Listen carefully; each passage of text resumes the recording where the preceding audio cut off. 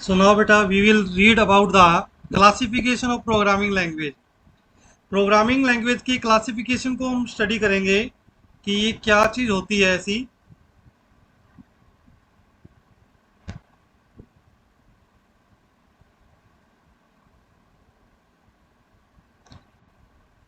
Classification of language. So it is very difficult for human being to write instructions in the form of ones and zeros.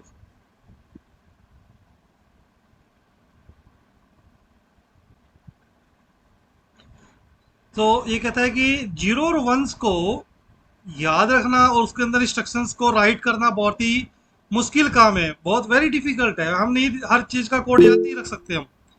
So different types of computer programming language are developed to simplify the coding. Coding को simplify करने के लिए different types की language बनाई गई। So, two major categories of computer programming language are low level language and high level language. High level language और लो level language, ये दो प्रकार की लैंग्वेज आई। कल मैंने आपको बताया था लो लेवल और हाई लेवल क्या होता है। आज हम उसको पढ़ेंगे आगे। Low level language are machine dependent. Low level language क्या होती है? मशीन डिपेंडेंट होती है बेटा।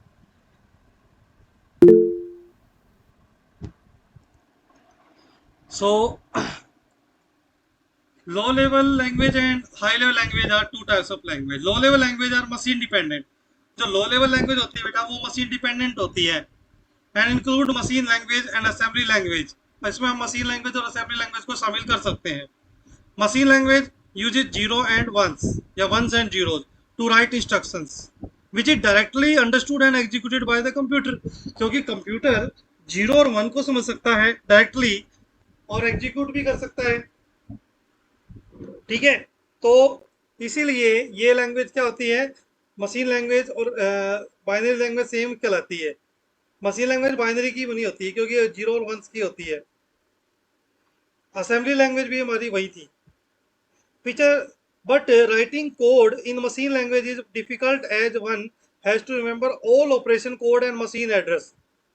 इसमें जो मशीन का जो एक्चुअली में जो मशीन लैंग्वेज में प्रोग्रामिंग करते हैं ना, उनको बेटा बहुत प्रॉब्लम होती है। जैसे मान लो उनको सारे तो ऑपरेशन कोड याद होने चाहिए, ठीक है। उसके बाद में सारी मशीन एड्रेस याद होने चाहिए, वो भी जीरो वन की फॉर्म में होते हैं। तो ये सारी चीजें उसको याद रखनी पड़ेंगी। इसको काफी टीडियस हो जाता है बेटा ये काम ऐसे याद रखना। तो इसी वजह से प्रोग्रामिंग करना काफी मुश्किल होता है मशीन लैंग्वेज के अंदर। अब कोडिंग तो कर दी, अब कहीं पे आना था वन कर दिया जीरो, पूरा का पूरा एरर आ गया क्योंकि मीनिंग चेंज हो गया उसका वर्ड का, इसलिए उसमें एरर आ जाएगा। अब एरर का मतलब है कि मशीन उसको कुछ और समझ जाएगी। ठीक है। जैसे 101 है, ये कितना होता है? 101 हमारा 5 होता है आई थिंक। अब अगर मैं शुरू वाले वन की जगह जीरो कर दूं तो ये चार ही समझेगी। हो गई ना गड़बड़। तो यानी कि वो एक अलग एरर आ जाता है इसमें, और इस एरर को सोल्व करना बहुत ही मुश्किल काम होता है। To simplify the code assembly language was developed. Assembly language जो थी वो डेवलप की गई। that allow usage of English like word and symbol instead of ones and zeros। अब इसमें क्या थी?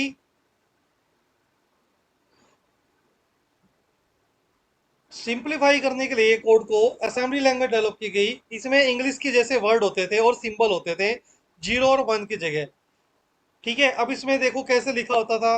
जैसे मान लो जीरो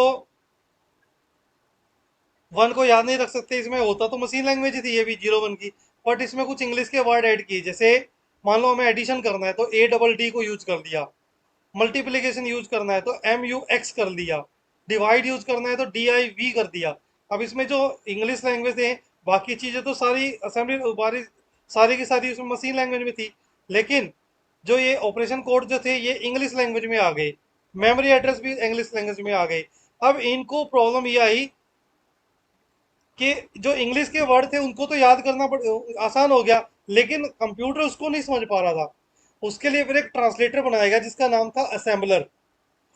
उस सॉफ्टवेयर की जरूरत पड़ती थी जो ट्रांसलेट करने का काम करता था इंग्लिश जैसे वर्ड को, और जो बाइनरी लैंग्वेज थी वो तो उसको तो डायरेक्टली कन्वर्ट हो ही जाता था। थोड़ा सा आसान हो गया था असेंबली लैंग्वेज में आने की वजह से, क्योंकि इंग्लिश के कुछ वर्ड यूज होने लग गए थे उसमें। अब ये जो कंप्यूटर स्पेसिफिक कोड होता था बेटा, मशीन लैंग्वेज मान लो एक कंप्यूटर के लिए जो प्रोग्राम राइट कर दिया, वो दूसरे कंप्यूटर पे नहीं चलता था। सबसे बड़ी प्रॉब्लम यही थी। हमें जिस कंप्यूटर पे उसको चलाना था उसके सारे कोड हमें याद करने पड़ते थे, उसके अकॉर्डिंग मशीन की लैंग्वेज लिखनी पड़ती थी, तभी वो समझ पाता था, अदरवाइज वो नहीं समझ पाता था। तो आपस में कम्युनिकेशन नहीं हो पाता था इसका, जैसे मैं आपके साथ कर रहा हूँ।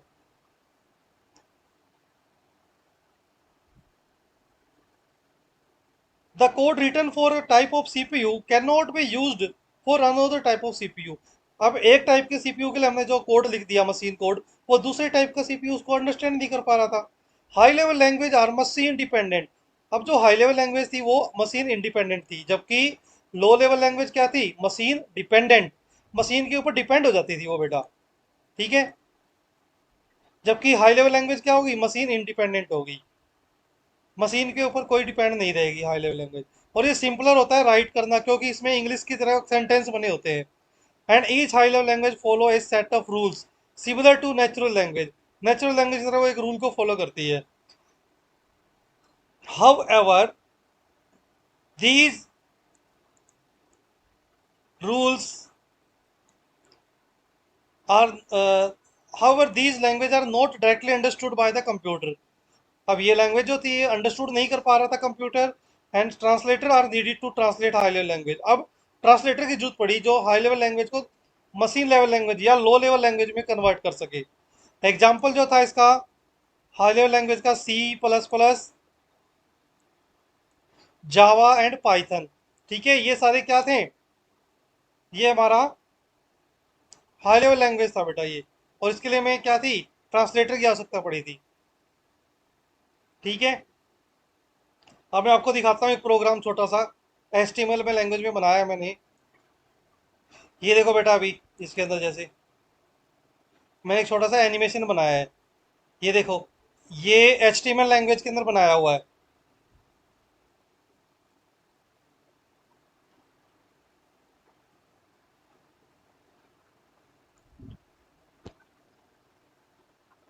अब इसकी कोडिंग भी मैंने की हुई है, देखो कोडिंग दिखाता हूँ आपको मैं अभी।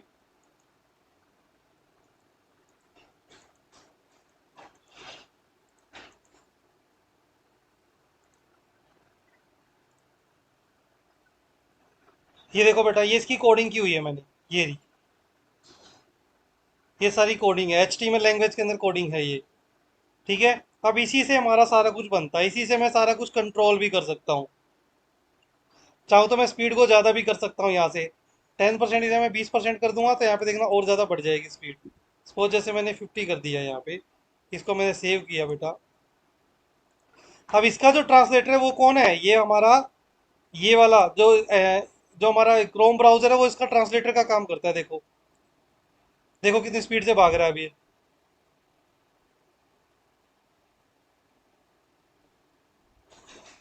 तो ये डायरेक्ट कर दी जाती है इसके द्वारा। सो ये जावा पाइथन, ये ऐसी लैंग्वेज है बेटा जिनमें हम सारे कोई भी सॉफ्टवेयर या एनिमेशन बना सकते हैं। एज अब आती है लैंग्वेज ट्रांसलेटर क्या होता है। As the computer can understand only machine language, a translator is needed to convert program written in assembly or high level language to machine language। तो ये कहता है कि क्योंकि कंप्यूटर सिर्फ क्या अंडरस्टैंड कर सकता है, मशीन लैंग्वेज को, इसलिए हमें एक ट्रांसलेटर की आवश्यकता पड़ती है जो कन्वर्ट कर सके हाई लेवल लैंग्वेज को मशीन लैंग्वेज में, यानी कि 0 1 की फॉर्म में चेंज कर सके। हम तो इंग्लिश में लिखेंगे, वो किस में कन्वर्ट करेगा, 0 1 की फॉर्म में। अब जो प्रोग्राम हम इसमें लिखेंगे ना बेटा हाई लेवल लैंग्वेज में, वो होता है हमारा सोर्स कोड। जो मैंने अभी आपको दिखाई था ना प्रोग्रामिंग लिखी हुई नोटपैड में, वो हमारी सोर्स कोड थी बेटा। अब बीच में ट्रांसलेटर का काम किया उस सॉफ्टवेयर ने जो उसको ट्रांसलेट कर रहा है, और ये उससे एक फाइल बनी क्या, ऑब्जेक्ट कोड, जो उसको कंप्यूटर अंडरस्टैंड करता है, 0 1 की फॉर्म में बनती है, ये आपका ऑब्जेक्ट कोड होता है। ये चीज आपको समझनी पड़ेगी कि ऑब्जेक्ट कोड क्या होता है। हमने जो प्रोग्राम राइट किया वो होता है source code, high level language में, और ट्रांसलेटर उसको ट्रांसलेट करके मशीन कोड में चेंज कर देता है, उसको बोलते हैं ऑब्जेक्ट कोड। कंप्यूटर इसी कोड को अंडरस्टैंड करता है। और जब हमें मान लो ये सॉफ्टवेयर बेचना है, तो हम ये कोड नहीं देते, हम क्या देते हैं, सिर्फ ये मशीन कोड देते हैं उसको, ताकि वो चल जाए। The program code written in assembly और high level language is called source code. जो भी प्रोग्राम असेंबली लैंग्वेज में, हाई लेवल लैंग्वेज में लिखा जाता है, उसको बोलते हैं हम source code. The source code is converted by translator into machine understandable form called object code. Machine understandable form में कन्वर्ट करने के लिए हमें इसको एक ट्रांसलेटर की जरूरत पड़ती है, जिससे कि हम उसको 0 1 की फॉर्म में कन्वर्ट कर देते हैं, और उसको हम ऑब्जेक्ट कोड बोलते हैं बेटा। As we have different types of computer language, different translator are needed to convert the source code to machine code। क्योंकि हमारे पास अलग अलग प्रकार की लैंग्वेज होती है, इसलिए हम क्या करते हैं, हमें अलग अलग प्रकार के ट्रांसलेटर की भी आवश्यकता होती है। ऐसा नहीं है कि जावा लैंग्वेज का जो ट्रांसलेटर है वो आपका पाइथन में भी काम करेगा, और पाइथन का जावा में भी काम करेगा, ऐसा नहीं करेगा। पाइथन का पाइथन में करेगा, जावा का जावा में ही करेगा। Understood. The three types of translator used computing system are assembler, compiler and interpreter बेटा। ये तीन प्रकार के ट्रांसलेटर हैं हमारे पास। असेंबलर तो असेंबली लैंग्वेज को करता था। कंपाइलर, कंपाइलर क्या होता है, ये सारी लैंग्वेज के अलग अलग होते हैं बेटा, और इंटरप्रेटर भी अलग अलग होते हैं। अब ये जो कंपाइलर है और इंटरप्रेटर, इनकी वर्किंग में डिफरेंट होता है। क्या होता है डिफरेंस, कंपाइलर क्या करता है, सारे के सारे प्रोग्राम को एक बार रीड कर लेगा, और उसके अंदर अगर कोई एरर होगा तो उसको निकाल लेगा, और आपको बताएगा कि इस लाइन में एरर है। ठीक है, और अगर एरर नहीं होगा किसी लाइन में, तो डायरेक्टली उसको किस में कन्वर्ट कर देगा, मशीन कोड में या ऑब्जेक्ट कोड में कर देगा, और फिर आप उसको एग्जीक्यूट करा सकते हैं। लेकिन इंटरप्रेटर एक अलग है। इंटरप्रेटर क्या करता है, ये लाइन बाय लाइन पढ़ता है इस तरीके से। अगर इसमें कोई एरर है ना, तो ये अगली लाइन पे नहीं आएगा जब तक कि इसका एरर हम सोल्व नहीं कर देंगे पिछली लाइन का। ठीक है, जब हम पिछली लाइन का एरर सोल्व करेंगे तभी ये अगली लाइन को रीड करेगा। ये लाइन बाय लाइन रीड को रीड करता है, मतलब 1 लाइन एट ए टाइम को रीड करेगा ये एक टाइम में। इसमें कोई डाउट है तो बताना मुझे, अभी नहीं, बाद में जब मैं पूछूंगा। The three types of translator use computing system, ये बताया मैंने आपको। Now the translator use to convert the code written in assembly language is called assembler. वो ट्रांसलेटर जो असेंबली लैंग्वेज में लिखे प्रोग्राम को मशीन कोड में चेंज करता था, उसको असेंबलर बोलते हैं। Each assembler can understand a specific micro processor instructions.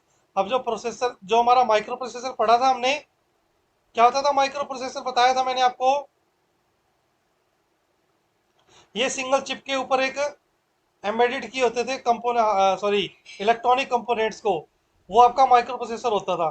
ठीक है, अब उसके अंदर जो इंस्ट्रक्शंस लिखी जाती थी, हर काम के लिए अलग अलग लिखी जाती थी। डिलीट करना है, इंसर्ट करना है, कुछ भी, वो सारी इंस्ट्रक्शंस थी। उनको यूज करके हम इसके लिए प्रोग्राम राइट करते हैं। ठीक है, तो ये उसी को, केवल उसी को अंडरस्टैंड कर सकता है जिस माइक्रो प्रोसेसर के लिए हम इसको बनाते हैं। मैं आपको बता, क्योंकि ये इसका पोर्टेबल नहीं था, इसके अंदर जो लिखा हुआ कोड था वो पोर्टेबल नहीं था, मतलब एक मशीन पे बनाया हुआ कोड दूसरे मशीन पे नहीं चलता था। ये इसकी सबसे बड़ी खामी थी बेटा। We also need to translator to convert code written high level language यानी source code to machine understandable form for execution by the computer. Computer उसको एग्जीक्यूट करा सकता है अगर वो सोर्स कोड को ऑब्जेक्ट कोड में चेंज हो जाता है तो। Compiler convert the source code into machine code. Compiler क्या करता है, सोर्स कोड को मशीन कोड में कन्वर्ट करता है। If the code follows all synthetic rules, अगर उसमें हमने कोई भी एरर नहीं किया है, उसने सारे सिंथेटिक रूल्स को फॉलो किया है, उसको फॉलो करते हुए अगर हमने प्रोग्राम राइट किया है लैंग्वेज में, तो उसमें कोई एरर नहीं आएगा, और वो उसको क्या कर देगा, कन्वर्ट कर देगा, और फिर डायरेक्टली उसको एग्जीक्यूट भी कर देगा। Once the translated the compiler is not included. एक बार जब आपका ऑब्जेक्ट कोड तैयार हो गया, तो कंपाइलर को मेमोरी में रहने की आवश्यकता नहीं है, वो वहां से हट जाएगा, फिर इंटरप्रेटर ले लेगा उसका स्थान एग्जीक्यूट करने के लिए। अब आता थी an interpreter translate 1 line at a time instead of the whole program at 1 go. अभी मैंने बताया था आपको कि एक टाइम में केवल एक ही लाइन को यूज पढ़ेगा, वो रीड करेगा, पूरे के पूरे प्रोग्राम को रीड नहीं करेगा। Interpreter takes one line, convert it to the executable code. इंटरप्रेटर एक लाइन को उठाता है और उसको एग्जीक्यूट करता है, और मतलब कि उसको एग्जीक्यूटेबल कोड में चेंज कर देगा, अगर सिंथेटिकली करेक्ट है तो। अगर यानी कि उसमें कोई एरर नहीं है तो करेगा, एरर आ गया तो नहीं कर पाएगा, वही रुक जाएगा। And then it repeat the steps for all lines, और सारी सारी लाइंस जो हमने सोर्स कोड में लिखी है उसके लिए उसको रिपीट करेगा। हैंस इसीलिए interpreter is always needed whenever a source code is executed. ठीक है, इंटरप्रेटर क्या होता है, हमेशा मेमोरी में बना रहेगा जब तक कि पूरा पूरा प्रोग्राम एग्जीक्यूट नहीं हो जाता। एग्जीक्यूट होने के बाद भी ये मेमोरी में रहेगा। ठीक है, ये एक्चुअली में दो प्रकार की होती है बेटा, एक ये डायनेमिक बाइंडिंग होती है और एक स्टैटिक बाइंडिंग होती है। जो कंपाइलर होता है वो हमारा स्टैटिक बाइंडिंग होता है, यानी कि जब तक मेमोरी में सारा काम नहीं हो जाता हमारा कन्वर्ट करने का ऑब्जेक्ट कोड में, तब तक तो वो मेमोरी में रहेगा वो कंपाइलर। लेकिन इंटरप्रेटर क्या होगा, इंटरप्रेटर ऑल टाइम रहेगा, जब तक कि हमारा प्रोग्राम चल रहा है तब तक रहेगा। और कंपाइलर क्या करता है, वो हट जाएगा जैसे ही उसका ऑब्जेक्ट कोड बन गया, वो तुरंत हट जाएगा मेमोरी से, और मेमोरी फ्री हो जाएगी अगला काम करने के लिए कंप्यूटर में।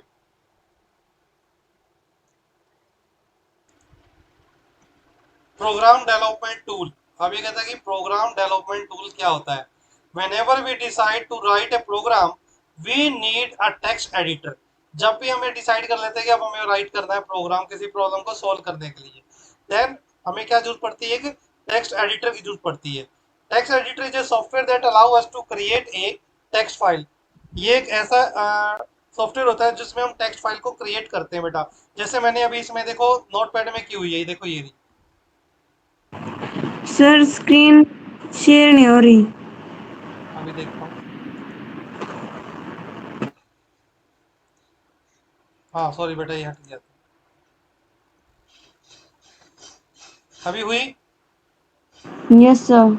हाँ अरे वो गलती से हट गया मेरा मीटिंग होस्ट वाला। Okay sir. चलो कोई बात नहीं। अब दिख रही है, देखो यहाँ पे, ये जो जैसे मैंने टेक्स्ट एडिटर हमारा कौन सा है इसमें, नोटपैड बेटा, ज्यादातर यही होता है, या फिर आइडियली है तो उसके अंदर खुद का बना हुआ होता है वो। तो ये सारा कोड बेटा मैंने लिखा हुआ है जो ये HTML लैंग्वेज में। ठीक है, ये टेक्स्ट फाइल बनती है इसके अंदर, लेकिन जब हम इसको सेव करते हैं ना एक्सटेंशन के साथ में, तो वो उस लैंग्वेज का प्रोग्राम बन जाता है। जैसे मैंने इसको HTML का प्रोग्राम है तो मैंने .html से सेव किया इसको। ठीक है, तो HTML का प्रोग्राम बन गया बेटा ये।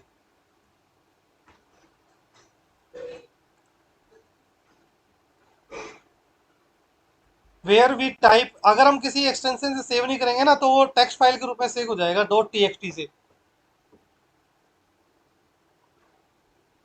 इसी फाइल को हम क्या बोलते हैं, इंस्ट्रक्शन जो लिखी है हमने इस फाइल में, सोर्स कोड बोलते हैं इसके अंदर इसको। हम ये सोर्स कोड कभी नहीं बेचते, ठीक है, क्योंकि अगर हमने सोर्स कोड बेच दिया तो कोई भी इसके अंदर कुछ भी चेंज करके उसको मार्केट में यूज कर सकता है। तो अगर हमारा जब हमारा माइंड लगा है तो हमें उसके पैसे कमाएं, इसीलिए हम सोर्स कोड किसी को नहीं देते बेटा, ताकि कल को किसी को जरूरत हो सॉफ्टवेयर की और जो चेंज कराना चाहता है तो हमारे पास ही आए वो।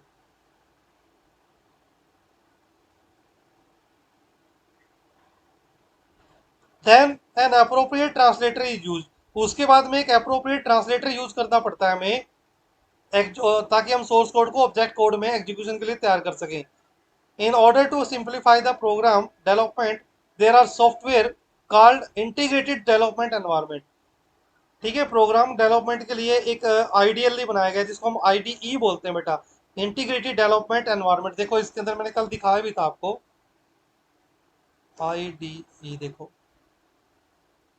ये रहा इंटीग्रेटेड, देखो है ना, आइडियली इंटीग्रेटेड डेवलपमेंट एनवायरनमेंट। इसके अंदर हम जो भी राइट करते हैं प्रोग्राम राइट कर सकते हैं। देखो इट इज गेटिंग ओपन, ये देखो ऐसे, जैसे मान लो मैंने लिखा 12 प्लस दिस दिस, देखो 90 हो गया। यहाँ मतलब इसका मतलब क्या है, इसने इसको अंडरस्टैंड कर लिया। ठीक है, ये इंटरेक्टिव मोड है बेटा। दो मोड होते हैं इसके अंदर, एक होता है इंटरेक्टिव और एक होता है स्क्रिप्टिव। जो इंटरेक्टिव मोड होता है तुरंत उसमें इंटरप्रेटर आपको आंसर दे देगा एग्जीक्यूट करके, लेकिन जो आपका सब्जेक्ट स्क्रिप्टिव होगा उसमें आपको लेंथी प्रोग्राम राइट करना पड़ेगा इसके लिए। ठीक है, ये इसमें अलग अलग दो मोड दिए जाते हैं। अब ID consisting of text editor, ID के अंदर आपको एक टेक्स्ट एडिटर मिलेगा बना बनाया, जैसे कि पाईचार्म है, वो भी एक प्रकार का ऐसा ही है बेटा software. Building tools and debugger, उसमें आपको बिल्डिंग टूल और डिबगर दोनों मिल जाएंगे, आपको तीनों चीजें, एडिटर भी मिलेगा, बिल्डिंग टूल भी मिलेगा और डेवलप डिबगर भी मिलेगा। डिबगर का मतलब होता है बेटा, उसमें कोई एरर आ गया तो उसको सोल्व करने के लिए डिबग भी कर सकते हैं आप उसमें। A program can be typed, compiled and debugged from ID directly। ठीक है, प्रोग्राम को हम क्या कर सकते हैं, डायरेक्टली आईडी के द्वारा राइट कर सकते हैं, डिबग कर सकते हैं। ठीक है, कंपाइल भी कर सकते हैं, कंपाइल करके ही डिबग होता है वो। बग माने एरर होता है, डिबग माने solving of all errors. Beside Python, ideally NetBeans, Eclipse, Atom, Lazarus are few other example of IDE. ये अलग अलग लैंग्वेज के हैं बेटा। नेटबीन जावा के लिए होता है, ठीक है, और पाइथन आइडियली पाइथन के लिए, एक्लिप्स किसी और लैंग्वेज के लिए होता होगा, एटम लजारे भी कोई और होती होगी लैंग्वेज, मुझे भी याद नहीं है इसका, देखा नहीं मैंने। ये सारे डिबगर हैं। Debugger as the name implies, जैसा कि आपको नाम बता रहा है, is the software to detect and correct error in the source code.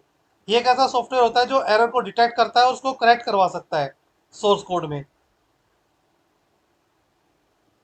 Now we are going about the application software. Application software क्या होता है? The system software provide a core functionality of the computer system. Computer system की core functionality हमें provide करता है ये। और फिर भी different users need the computer system for different purpose depending upon their requirement. अलग अलग जो यूजर होते हैं बेटा, वो अलग अलग पर्पज के लिए इसको यूज करते हैं। ठीक है, अब सारे कंप्यूटर एप्लीकेशन जो होती है वो सभी प्रॉब्लम को सॉल्व नहीं कर सकती। अब मान लो जैसे हमें अकाउंट से रिलेटेड काम करना है सारा, ठीक है, तो हमें उसके लिए एक अलग से सॉफ्टवेयर जरूरत होती है जिसका नाम है टैली। अब वो सॉफ्टवेयर आपको कुछ भी राइट करके नहीं देगा, आपको सिर्फ उसमें एंट्री चढ़ा सकते हो, लेजर बना सकते हो, जो भी आपके कॉमर्स से रिलेटेड वर्क है वो अकाउंट से रिलेटेड वो कर सकते हो। तो अलग अलग काम के लिए अलग अलग एप्लीकेशन डेवलप करवानी पड़ती है। Hence a new category of software is needed to cater the different requirement of end user. एक नए सॉफ्टवेयर, नई कैटेगरी की जरूरत पड़ी है हमें सॉफ्टवेयर की, जो सारी रिक्वायरमेंट्स को पूरा करता हो अलग अलग यूजर्स की। The specific software that work on top of the system software. ये सॉफ्टवेयर किसके ऊपर काम करता है? Top of the system software, यानी कि ऑपरेटिंग सिस्टम के ऊपर। देखो मैंने कल आपको बताया था, ये देखो ये रहा ऑपरेटिंग सिस्टम, ऑपरेटिंग सिस्टम के ऊपर सिस्टम यूटिलिटी, और ये पूरा पूरा ऑपरेटिंग सिस्टम होता है। ठीक है, सिस्टम सॉफ्टवेयर है बेटा ये। इसके अंदर सिस्टम यूटिलिटी, ऑपरेटिंग सिस्टम और डिवाइस ड्राइवर है, तीनों को, तो पूरे को सिस्टम सॉफ्टवेयर बोलते हैं। अब इसके ऊपर ही क्या आ गया? एप्लीकेशन सॉफ्टवेयर आ गया बेटा। ठीक है, विंडो के ऊपर ही हम एम एस वर्ड का जो सॉफ्टवेयर है ऑफिस का, वो लगा सकते हैं सॉफ्टवेयर सेटअप।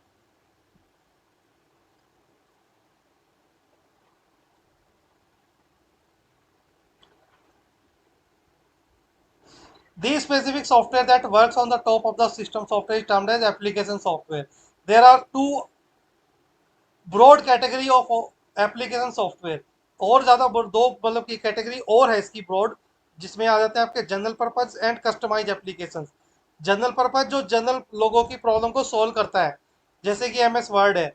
अगर किसी को डॉक्यूमेंट टाइप करके प्रिंट करना है तो ज्यादातर एम एस वर्ड ही यूज करेगा वो।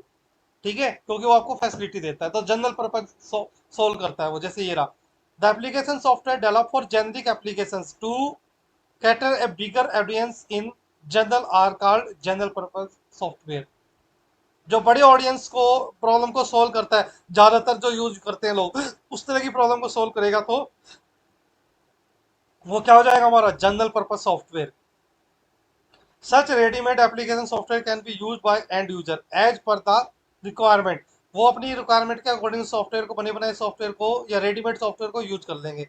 जैसे कि स्प्रेडशीट टूल, स्प्रेडशीट का मतलब होता है बेटा एक्सेल। ठीक है, Microsoft Excel, Calc, LibreOffice can be use as any computer user to do calculations. Calculation करनी है तो वो एक्सेल को यूज करेगा, अकाउंट शीट वगैरह क्रिएट करनी है तो उसको। और adobe Photoshop, gym and Mozilla web browser, iTunes, ये सभी इसको कौन यूज करेगा? यूजर ही यूज करेंगे। ठीक है, अगर हमें देखो नेट चलाना है तो हम गूगल क्रोम को यूज करते हैं ना, या फिर मोजिला भी यूज कर सकते हैं वेब ब्राउजर। तो वो सारे क्या है, जनरल पर्पज सॉफ्टवेयर है। जनरल पीपल्स की प्रॉब्लम को सॉल्व करता है ऐसा सॉफ्टवेयर। अब बात आती है कस्टमाइज सॉफ्टवेयर क्या होता है। जैसा कि नाम बता रहा है, कस्टमर के अकॉर्डिंग बनाया हुआ software.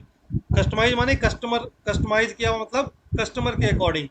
These are custom or tailor made application software that are develop to meet the requirement of a specific organization or an individual. ये एक ऐसे सॉफ्टवेयर होते हैं जो पर्टिकुलर यूजर्स की या पर्टिकुलर ऑर्गेनाइजेशंस की प्रॉब्लम को सॉल्व करते हैं, स्पेसिफिक रिक्वायरमेंट्स को। They are better suited the need of an individual or organization. मतलब कि बहुत अच्छे से सूट करते हैं, मतलब बहुत अच्छे से उसके काम करते हैं ये इंडिविजुअल के लिए या ऑर्गेनाइजेशन के लिए। Considering that they are designed as per special requirement, क्योंकि ये माना जाता है कि ये स्पेशल रिक्वायरमेंट को ध्यान में रखकर बनाया जाता है। जैसे कि मान लो हमें फी रिकॉर्ड रखना है, बच्चों का रिकॉर्ड रखना है, तो हम कस्टमाइज सॉफ्टवेयर बनवा लेते हैं स्कूल के लिए। ठीक है, वो काफ़ी इजी होता है उसको यूज़ करना। अगर हमें कुछ उसमें आगे चेंज करवाना है फर्दर, तो वो भी हम करवा सकते हैं, उसके लिए अलग से पैसे लगेंगे। वो टर्म एंड कंडीशन साइन की जाती है पहले ही।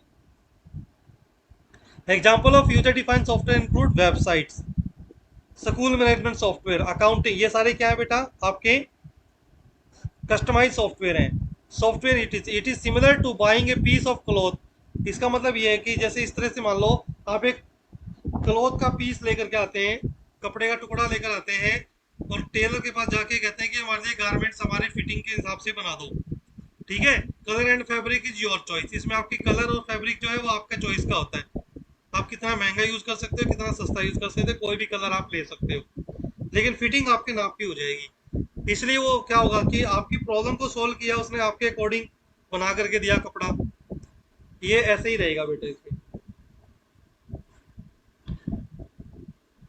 कल हम इसके अंदर प्रोप्राइटरी और फ्री ओपन सॉफ्टवेयर के बारे में पढ़ेंगे। जो नेक्स्ट जो वीडियो आएगा उसके अंदर हम इसको रीड करेंगे। नेक्स्ट इस चैप्टर का जो नेक्स्ट वीडियो है उसमें मैं आपको प्रोप्राइटरी और फ्री ओपन सोर्स सॉफ्टवेयर के बारे में बताऊंगा।